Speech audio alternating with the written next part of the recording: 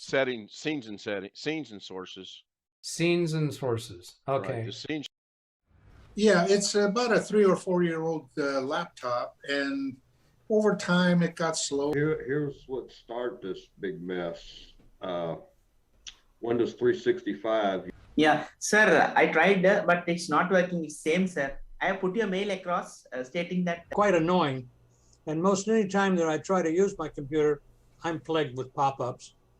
Is that the only way that you can run the new Office? Is web-based No. programs? Is somebody starting to snore? You're boring, Doug.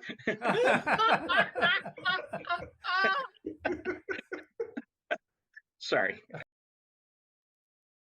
Good morning. It is August 30th, 2024 on a Friday. And 9:01 a.m.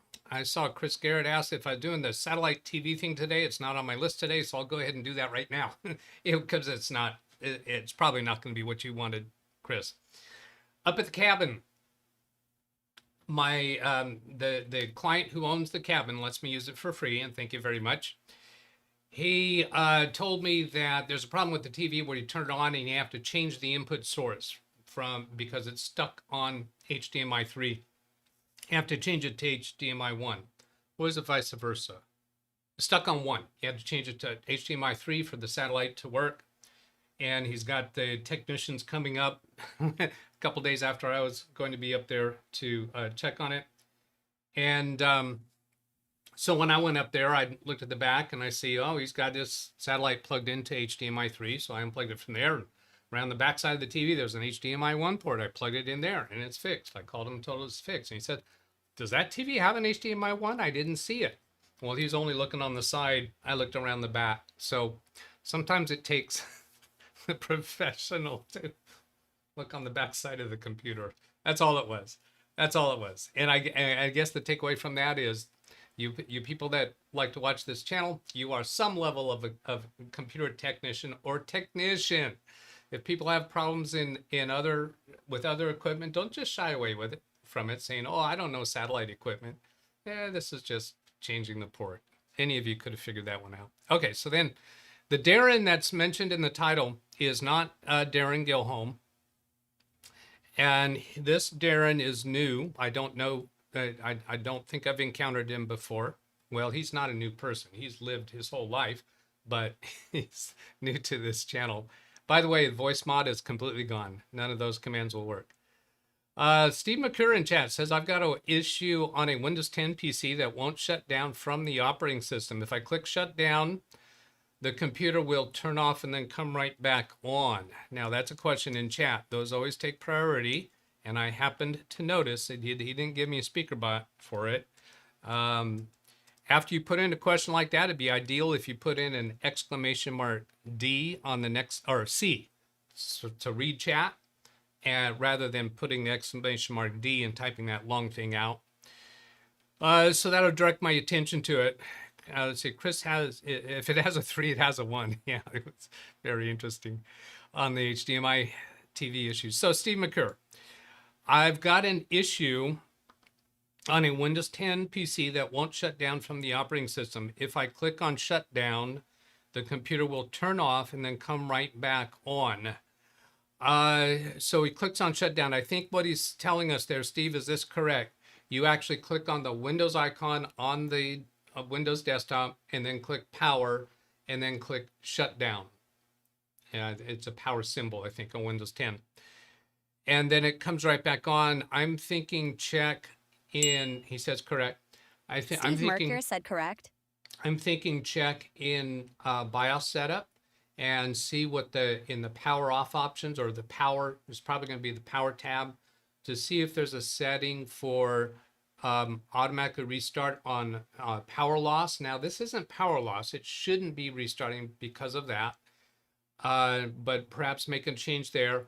Also check to see if your power button, either on the computer or on the power supply, both of them, see if either of them may be somehow stuck in the depressed position. If the contacts on the motherboard, the 2 pins that turn a computer on, if those are somehow permanently shorted to each other, then that would cause the computer to come back on. If you, let's see, what else? How you're doing shutdown, fast startup should not be the issue there. Nothing about hibernation should be the issue there. Those are the things that come to my mind at this point. So watch the chat room, see if people come up with other ideas there. Then I'm going to come over here to the email from Darin B. It's kind of a long email, so I'm going to give a little bit of a heads up before reading through that. And I've got some notes up here for my heads up, actually all of this here. The heads up is to give you a orientation to what this issue is about, and then we'll read through the details. You people watching in chat might pick up on something that I'm not picking up on. The description of the issue, he's got a motherboard that he believes to have been damaged by a lightning strike. He replaced that motherboard. The CPU and the memory is functional because he is able to boot on a different operating system. He has attached the hard drive. There were 2 hard drives in this computer. The one that has Windows, he has attached it to his laptop and been able to access it. Well, what he said, he tested it. I don't know what he means by tested it, but I'm going to assume that he's able to get files off of that drive to access it on that level. The 2 hard drives in the computer, it's a dual boot system. One of them is booting, I think it was Linux, and the other is booting Windows. I think it's an obsolete version of Windows. We'll get to that. I'm not sure. We'll get to that. It's been a while since I read the whole thing through. But the Windows will not boot. The Windows operating system will not boot. So here's some thoughts. First, suggesting that you come into our Zoom session on Saturday to discuss further if you don't get your answer here. I have no idea if he's watching right now, so I'm going to send a reply to his email letting him know that we discussed this today. And I'm also going to go over here to open up the chat room, so in case he is in the chat room, that he could chat with us. Let's see, where was that? I should have this known really well. Comments and ratings. It's on here somewhere. Language, allow, chapters, altered. I should have a Stream Deck button for that. Is it not there? It's on this one. Yeah, here it is. So I'm going to change participant modes to anyone. If you see our well-known troll, just go ahead and delete his comments. Check to be sure it's a new channel and that it sounds like him, and you can delete his comments if you're a moderator. Now, let's get back to my other comments here. In legacy BIOS, which it is a legacy BIOS, on the old motherboard and the replacement motherboard, we'll double check that when we read through this. The primary drive configurations are RAID, AHCI, SATA, and IDE. I'm not sure that all computers will show those. I'm not sure that all computers will show those. Okay, Zavi Manor says in chat, says allow mouse or keyboard to wake the computer in BIOS. Excellent idea. 13,500 points to Zavi Manor. I did not think of that one. And points on this channel are totally imaginary and worthless. It's just a comment. So I'm not sure that all motherboards will have each of those, but if that hard drive was out of that part of that drive type on the previous motherboard, it will not operate on one of the others. So you could just change it to the others and try it. Now, because of the repair efforts that you've already done on it, you might have already blown that out of the water. BCD, boot configuration data, might be on either one of the drives, so it's possible you're not being able to boot on the Windows drive because of that. Did the original motherboard have Optane? In that case, you will need to have RAID enabled, and you will need to have Optane on the new motherboard. If the other motherboard had Optane and your drive was configured for that, I don't think you can take that drive to a non-Optane board and get it to boot. Maybe it can be repaired to be able to boot. Can you just copy the data off of that drive and then install fresh Windows? Why do you need to make that Windows installation boot? Is it because there's programs installed on it that you're unable to reinstall because you no longer have the installation media, whatever that might be. And now another thing I didn't put in these notes yet is the Windows, I think it's a Windows 10 operating system that has a digital license. So you've changed the motherboard. That digital license is not going to be effective anymore or valid. However, you'll still be able to boot the computer. It'll just say that this edition of Windows is not licensed, and you'll have to get a license. You can get one of the CDK deals that's like, what, 17 bucks, 15 bucks, somewhere around there. Possibly you might be able to apply sysprep to the offline operating system, because the new motherboard, you've told us that it has a different chipset than the original motherboard. So applying sysprep to that might work. Then let's go down and actually read your message. Hello, Mr. Betts. My name is Darin. Perhaps we can put our heads together and resolve. Let's see, I'm going to take a look at something here first. All right. Perhaps we can put our heads together and resolve the issue, or maybe just hurt our heads if we bang together too harshly. Resolve the issue or issues with my mom's computer. Okay, I promise you, I'm going to stop jumping around so much. I'm going to turn on the red ball. Her original system experienced a surge due to lightning. So lightning hit in the area and the surge electricity went through. I've replaced the motherboard and the processor is okay. I'm reading between the lines here to think that he actually sees a burned component on the motherboard. I've replaced the original memory and thoroughly tested the new memory with MemTest 86. It passed 3 full passes without any errors on the replacement. Before the replacement motherboard came in, I thoroughly tested both hard drives using my laptop, a USB to SATA IDE, and they are fully functional as well. Now, I don't know what he means by thoroughly tested, but I think on a minimal level, we can assume you can see files there and perhaps copy files from it. Maybe you did some other form of test. As long as that drive comes up on your laptop and you can see files, I think you're probably good there. Here's where I think the issue is. The original motherboard has an NVIDIA chipset and the new motherboard has an AMD chipset. And that's where I'm thinking maybe sysprep is what you need there. If it is even more complicated because this is a dual boot setup between Windows 10 Home 64-bit and Windows XP Pro 32-bit. Earlier I said Linux, so that I was wrong about that. One drive, these are separate drives. One drive has Windows 10 Home, the other has Windows XP 32-bit. After some tinkering, I can get Windows XP Pro to boot without any issues. So that tells us the computer is fully functional, and that tells us, I think, that the drive configuration in BIOS is okay unless Windows XP is not sensitive to that issue. I don't know. However, Windows 10, which is primarily used, churns away and eventually shows a screen with some other startup options. F8, which restarts and presents 8 or 9 options, one of which is safe mode, and choosing the one results in a stop error, which I understand means inaccessible boot device. This behavior here is what I think I have seen in my experiences with having the drive configuration set incorrectly. As the Windows 10, maybe Windows 10 is sensitive to that drive configuration and Windows XP is not. I don't think that's the case, but this is legacy BIOS, not UEFI, long dog. Let's get, sorry about that, jumping around there. Not only, whoops, wrong mouse button. Not only is this a dual boot system, Windows XP Pro 32-bit is on one hard drive and Windows 10 Home 64-bit is on the other drive. Both physical hard drives have 2 partitions each. Each drive is 1 terabyte in capacity. Now those 2 partitions, those aren't different operating systems on the different partitions. I'm going to guess there's a boot partition and a data partition, or maybe there's some other purpose for the second partition. He doesn't tell us that here. I use the official Microsoft Setup DVD and the repair PC option, startup repair, or whatever the term is.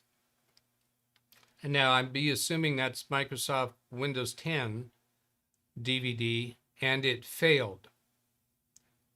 I then used DISM to add the appropriate driver for the chipset, specific AMD chipset used on this motherboard. It is a gigabyte, such and such.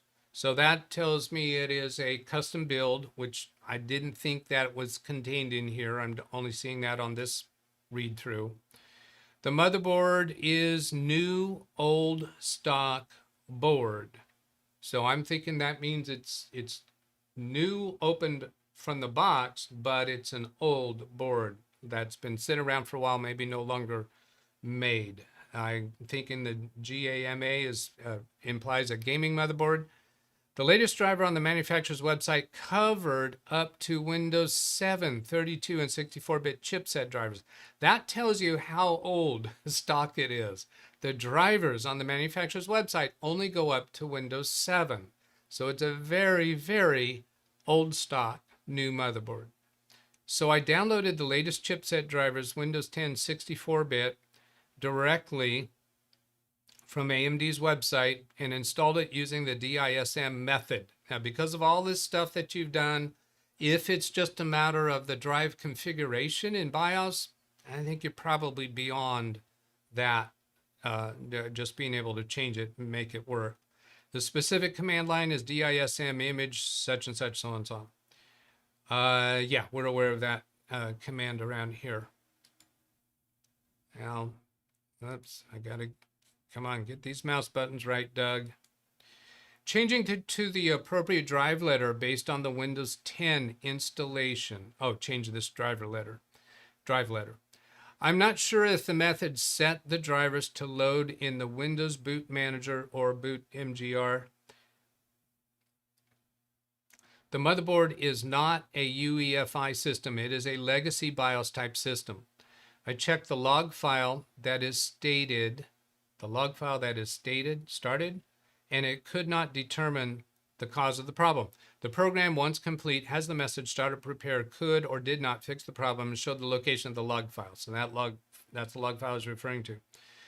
I know BCD edit and some of the Windows switches that are used, however, not sure with which one or using multiples would fix the issue. Let me stop and comment right there. I am not an expert on BCD edit at all. There's other people in the chat room who are more experienced and have more expertise, and that's where I suggest you come into our Zoom session on Saturday. If you want to do that, send me back an email asking for the Zoom credentials. The show tomorrow on Saturday starts at 11 a.m. Pacific time. Now, 2 right mouse clicks to get back here.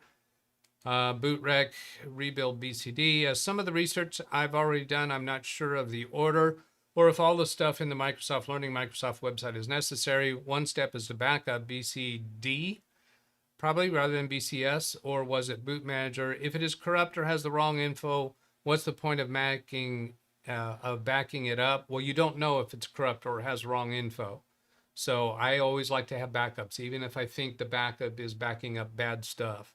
Anyway, please forgive my long, unorganized email. No, it was pretty good. And thank you for taking the time to read it. You are welcome.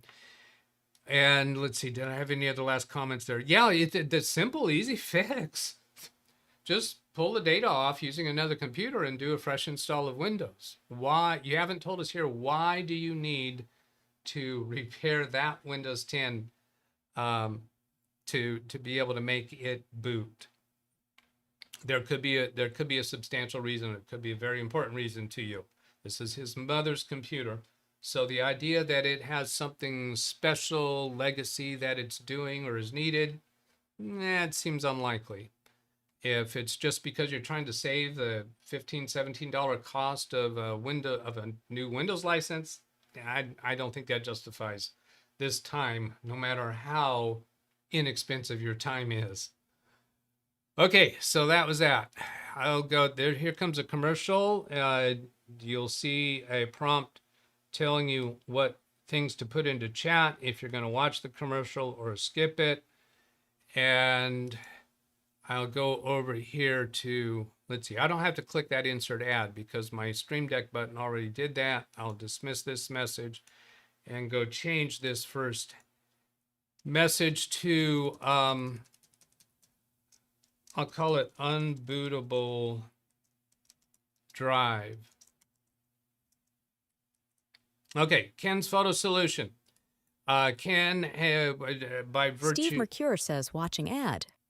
Oh, let's see. I got to know when that ad finishes. I'm looking over at my DougBetts pilot at yahoo.com account, and it didn't, I don't think it did a commercial. Did that commercial end yet? Is anybody able to tell me that the commercial ended? I'm going to move on to Ken Stout's issue with a major kudos and assist to Wintermute. Never started, Steve says. Okay, I'm going to assume that it's done. So let's get over to Ken Stout's issue and show some results to that. Ken posted 2 videos yesterday documenting the results, and they are over here. Flash drive photo recovery part 1, flash drive photo recovery part 2. He has found how to recover these, and this was from Wintermute. Gave him the solution. So to Wintermute, 235,013 points are awarded on this channel. Points are totally can be redeemed for valuable prizes and rewards. Some restrictions apply. Oh heck, let's just admit it. All the restrictions apply, and not valid on some planets. Ken Stout Live said, I have done 30 repairs since you started your show. Offer not valid on planets that include human beings, such as this planet. So there. What was that? What was that, Ken Stout? We've done 30 repairs since you started your show. You're saying my show's gone on to? Oh, he's repaired 30 JPEGs. Now the solution actually was from an interesting thing. It is jpg.repair. So it has a top level domain of .repair, not .com, not .org, but .repair. And this is a top level domain that was intended for all things that have to do with repair. A 3-letter domain name. You can't get that anymore on .com. They're all taken. What is jpg.com? jpg.com. This would be somebody who bought this domain a long time ago. Accusoft. Yeah, because JPG, it redirects to Accusoft. Nobody's actually using the name jpg.com. Oh, that's just awful. So anyway, he just uploads his picture into here, and it repairs most of them, and then he can download them. The paid version, you can download the software and do a batch of them at one time. But as we know, Ken Stout's not going to pay for software when he can spend his time and get it for free. Isn't the top level domain repair? Yeah, that's what I said. I may have said it wrong, or you may have misunderstood. The Ken Stout TLD. Live said nope.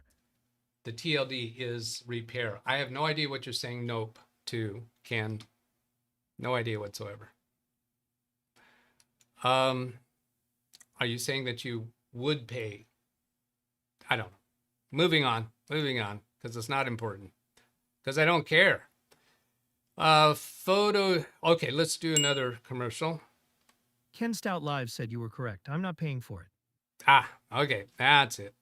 So I got another commercial going, and I did not tell the people who are seeing the commercial. I see DougBetts Pilot does have the commercial. So I'm changing this part of the title. Repair photos. Repair JPEGs. Apostrophe S or just S? I'm not sure. Ken Stout Live says watching ad. Where's the grammaticians around here? Then the next topic, GoDaddy Phishing Scam. I'm at 9:24. No, I'm going to skip forward to jokes. See if there's jokes. In chat, Brian Lightfoot and Nick Poverman are the two that are most likely to give us jokes. So I'm going to go search for Brian. Brain. Oh, Brian's not here. And Nick? Nick's not here. So I don't think we have any jokes. If there are jokes there, then give me the timestamp. Then I'll go back to the GoDaddy Phishing Scam. Do that one. Find it. This is from an email that a client sent to me. I can't show you the email because there's too much identifiable information, but it claimed to come from GoDaddy Advanced Email Security. And it seemed to be, it was showing a quarantine list. There's a whole bunch of links in here. It's a quarantine list, not links. Quarantine list, implying that there's email that had been quarantined that my client sent out. I have not quite been able to prove that this is a scam, but I'm pretty doggone sure it is. And I've got some pages up here. Chris Garrett said Dave is not here either. Thank you, Chris. That really helped. No, sorry about that. GoDaddy Cloud Protect is using a domain implying GoDaddy Cloud Protect. It's using a domain name. The links are directing to, let's go this way, cloud-protect.net.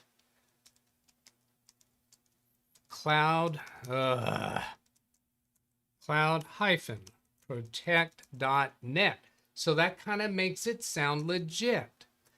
And when you go to here, you get the connection to cloud-protect.net is not secure, right? With a name like cloud-protect.net, not secure? That's a little weird. Resolving failed. Okay, when we put GoDaddy in front of it, I think it's just GoDaddy dot. Let me check and see if that's right. Yeah, that's what these links in this email go to. They go straight to trying to get me to log in to my GoDaddy account. This is phishing. It's got to be phishing. Somehow this cloud-protect.net is allowing subdomains, I think that's right, call that subdomain a GoDaddy. Makes it look really legit. The technobabble that's in this email that was received by my client is so long and well crafted. It just looks legit, but no link that you click on should take you straight to a login screen, unless maybe it is actually GoDaddy.com. This is not GoDaddy.com, but it is a really legit looking email. Now, these other things that I had, when I went investigating it, here's some things that I looked at. So here's what Reddit says about it. And this stuff in Reddit kind of looks legit. GoDaddy Cloud Protect, it's not using that actual domain name, but they're talking about GoDaddy Cloud Protect. That sounds like GoDaddy does use a product called Cloud Protect. I didn't find it when I went poking around on GoDaddy's site. Then over here, let's see, well, that's that login page. Then AVG, let's see, I'll take that. AVG support community talks. AVG is blocking my access to this website. It is not a threat.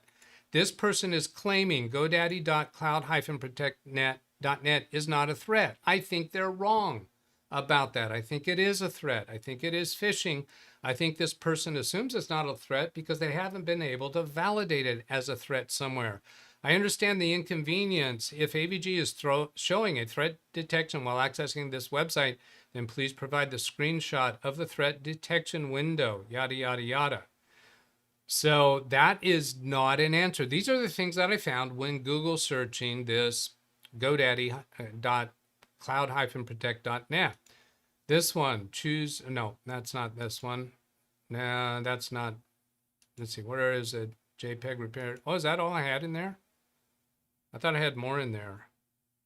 I don't even remember why I had that one. All right, but anyway, I think I've probably said enough there. Now, the reason why I have Kerry's channel shown up here is because he doesn't have a show scheduled for today. I'll come back here to the live tab and make sure it hasn't happened. Now, he's busy setting up his new studio.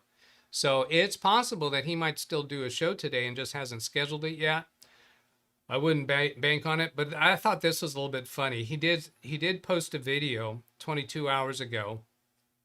I think this is repackaged content, but this one to the right is funny. This one to the right that says unprecedented 19 gigabytes. When you float your mouse over one of these, it shows a little bit of the video that's contained within that video. Watch what happens when I float over this one. This is just a little funny. Float over this. Oh, he's skydiving? What is this? Bungee jumping? I can't tell. That doesn't really look like. Oh, that's Mitch. I did not even realize it. That is Mitch. So there must be some piece within that video that has Mitch doing whatever he's doing there. I'm pretty sure that's Mitch. How about that? All right. Now let's go see what has hit me in orange. John Williams, good morning. Have you bought your self-driving car yet? No, I have not. I'm not interested. What I would like to do is have a car that has lane keeping. Self-driving, not interested. I'm sure there are government incentives. The government incentives would not be for self-driving. It'd be for electric vehicles. Looking for other oranges. Wintermute, Steve McCure, try. He's telling Steve McCure to try, orange or exclamation mark D's. Oh, what's the best way to get Doug's attention for tech question? Yeah, type out your question in full. Then on the next line, do exclamation mark C. That tells me to read chat. Or do exclamation mark D if it's a shorter message. The orange is not really the best way to do it anymore, because that I may or may not get to that. So here he did it in orange. I've got an issue in Windows 10 PC that won't Ken shut. Stout Oh, we already Live talked about says, that. watching ad. Oh, there's an ad coming up voluntarily, or YouTube put that one in. Yeah, so we already talked about that one. I saw that at the beginning of the show. Looking for more orange. And actually, I just realized I don't think I got through after the show yesterday. I don't think I read messages. I see a link here. G's Anatech website final day. Sounds like maybe some special deals or something. End of the road. And Tech. Farewell. Yeah, I'm not sure what that's about. Okay, I think that'll do it for me. And there is that. I cannot promise that I will get to reading messages. So please rely on SpeakerBot. If you didn't notice, voice mod is gone. Finite. Done. Zavi Minor, my points container is full. All right, come over here and do this bit. You can watch this video to see how to get free support through this YouTube channel. This video to see how to get paid support from me directly in private sessions. This video to see how to turbocharge your troubleshooting experiences by participating in this channel. And this is a recent video on my channel. Have a great day, everybody. I will catch you later. Goodbye.